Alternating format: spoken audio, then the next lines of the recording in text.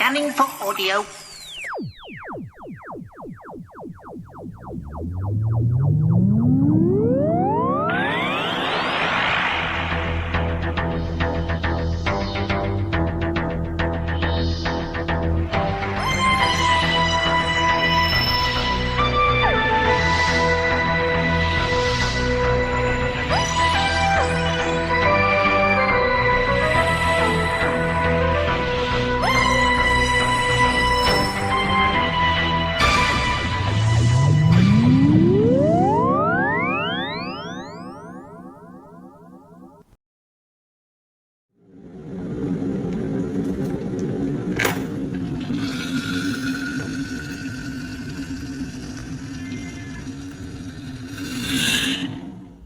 Hello and welcome to a Tin Dog podcast, this time talking about Mandalorian Series 3 Episode 1.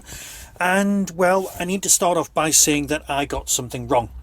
In the last show, I talked about a certain person being not available for the episodes, and then I showed you the wrong Funko Pop. So here is the correct Lego figure that no one... There we go. So we can all skip over that, shall we? So... Mandalorian. He wants redemption, he needs to go back home, he needs to bathe in some waters. Now, here's the thing. I watched this episode on a particularly sunny day and spent most of my time doing this. Because it was so incredibly dark. So much so that I had to, start again and watch it again. It's great. Star of the episode, by far, is R4-D5. Now, I always wanted a little badge with a picture of R4-D5 on it, and just saying underneath, this one has a bad motivator unit. Because, let's face it, I have got a bad motivator unit. I can't help it. The thing is, when you're watching this episode, yes, as I said last time, The Mandalorian is basically an excuse. Somebody's got all their Star Wars figures out and they've gone, let's do this one, let's have this one, let's have this one as a cameo. The tree full of, Salacious Crumb. Was that really his name? It was the name on the box. Last time is an example of this. But here we've got R4-D5, who basically just belonged to the Jawas, was up for sale, and is on Tatooine. And he ends up being the hero. But what we've got going on here, because of some of the things that I said, is an actual backstory. You see, not all astromechs are brave, or maybe they are, but bravery will only get you so far, because what R4-D5's got is PTSD in a droid. I know! Genius! Seriously, it's incredibly well thought out.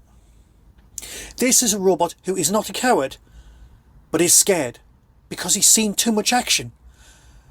I mean, this droid is basically going, you weren't there, man! You weren't there! But maybe that's just me reading too much into it. I looked around for a droid that I could show you, and I realised I don't have an R4-D5. Not a Lego one, not an actual figure, not something still carded. Nothing. Which is a shame. So you've got that storyline going on.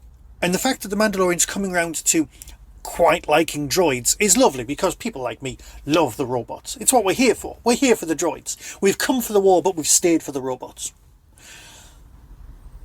I love that aspect of the storyline. Yes, she's a dodgy character. Yes, she's stealing bits off cars in order to sell them back to people, because it's Bunter Eve.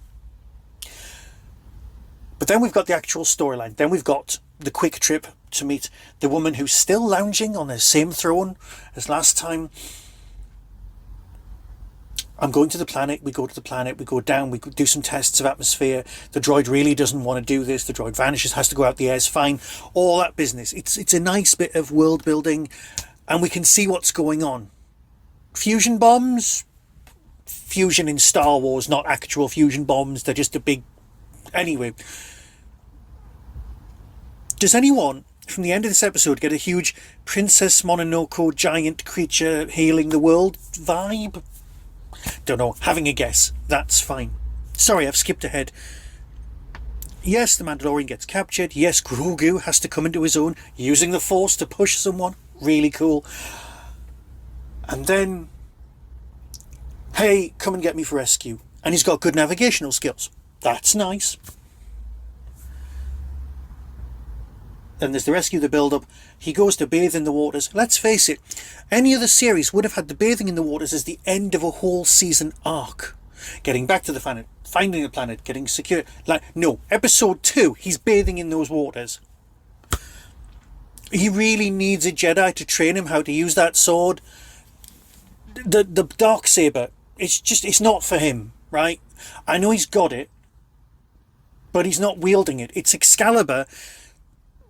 And he gets to be, well, that's a whole different kettle of fish and storyline wise.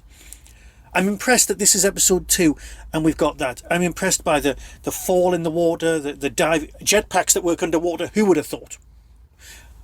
Gorgeous. The whole episode's gorgeous. That mechanic thing in the giant mech suit, all lovely and so bloody expensive. There's no way that Doctor Who on Disney can look like this, and should not try. Because this is Star Wars. It's not Doctor Who. This is Star Wars. Loving the series so far. Not quite sure where it's going because, let's face it, I assumed that this would be the storyline to last the whole season. But it's been great. Look, with that, I'll fade away, as always. And I can't wait for episode 3, which is only in a couple of days. So until next time, be seeing you.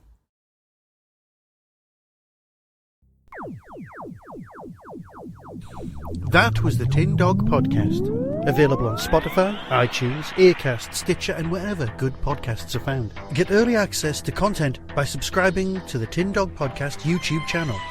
You can support the show at patreon.com/tindog. Contact the show on Twitter at tindogpodcast or email tin-dog@hotmail.co.uk. All of the things discussed are the intellectual property of others. No infringement is intended. The Tin Dog Podcast is a founder member of the Doctor Who Podcast Alliance.